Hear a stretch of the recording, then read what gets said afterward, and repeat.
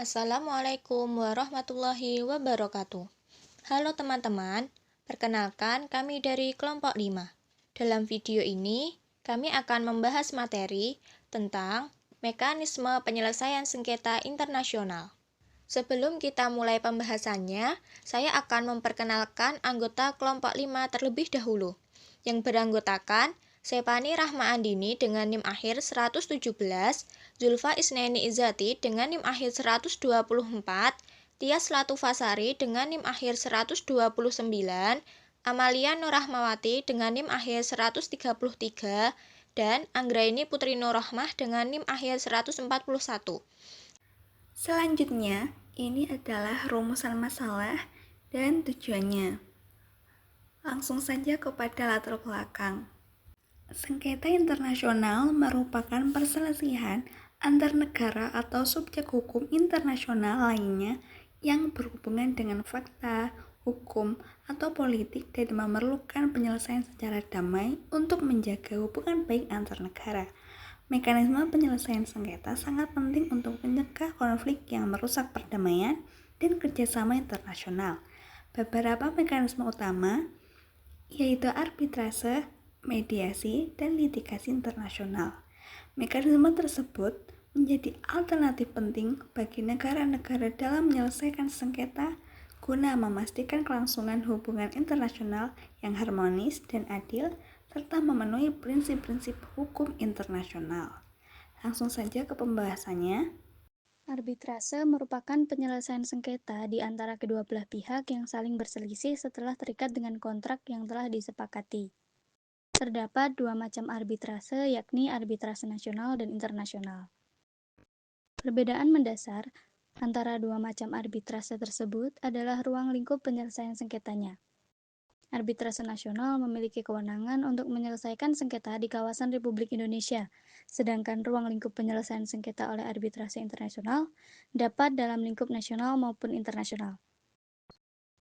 Terdapat beberapa lembaga arbitrase mancanegara selain London Court of International Arbitration atau LCIA, yakni Hong Kong International Arbitration Center atau HKIAC, China International Economic and Trade Arbitration Commission atau CIATAC, dan Singapore International Arbitration Center atau SIAC.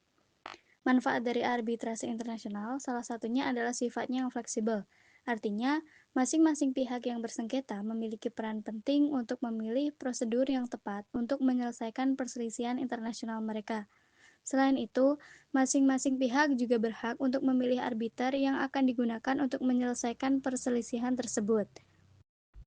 Tahapan dalam arbitrase internasional antara lain, tahap persiapan meliputi persetujuan dan perjanjian arbitrase, penunjukan arbiter, dan pengajuan tuntutan dan jawaban. Selanjutnya, tahap pemeriksaan meliputi sidang pemeriksaan, pembuktian, dan kesimpulan. Dan yang terakhir, tahap pelaksanaan putusan, yaitu penyusunan putusan oleh majelis arbitrase, pemberitahuan putusan kepada para pihak, dan pelaksanaan dan pengawasan putusan. Penyelesaian sengketa yang selanjutnya yaitu ada mediasi. Mediasi adalah proses penyelesaian sengketa melalui proses perundingan atau mufakat para pihak dengan dibantu oleh mediator yang tidak memiliki kewenangan memutus atau memaksakan sebuah penyelesaian. Adapun mediasi bertujuan untuk memperoleh solusi damai dengan iktikat baik dari para pihak.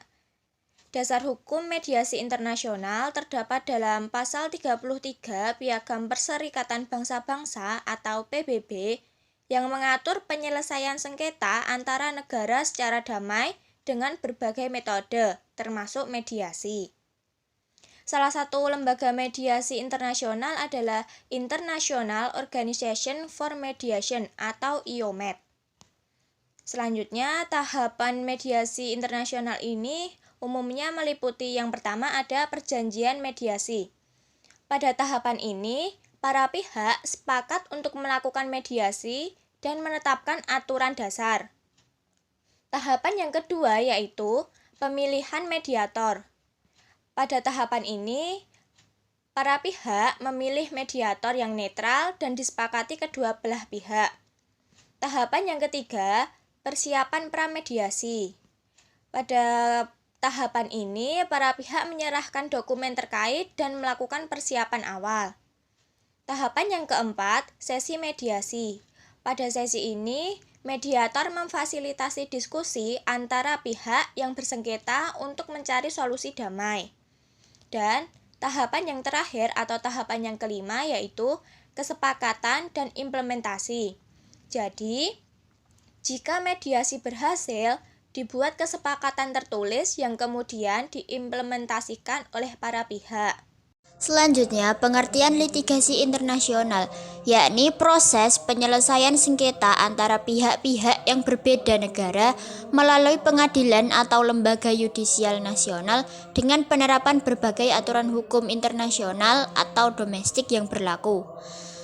Selanjutnya, tahapan dalam proses litigasi internasional.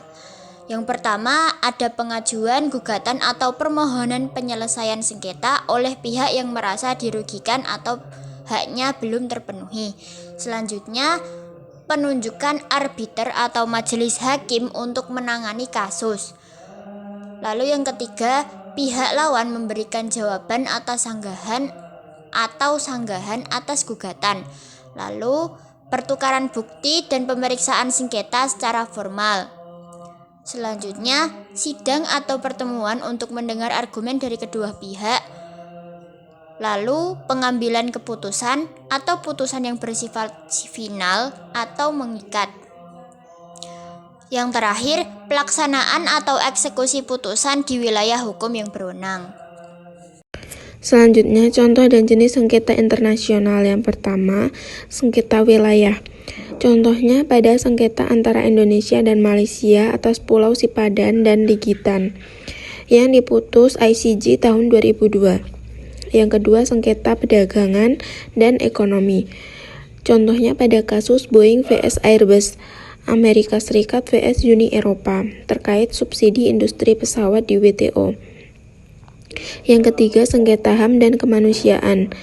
Contohnya pada kasus Myanmar di ICJ atas dugaan genosida terhadap etnis Rohingya. Yang keempat, sengketa lingkungan internasional. Contohnya pada kasus sampah berbahaya di pantai-pantai Afrika Barat. Pada kasus ini, beberapa negara menggugat perusahaan asing.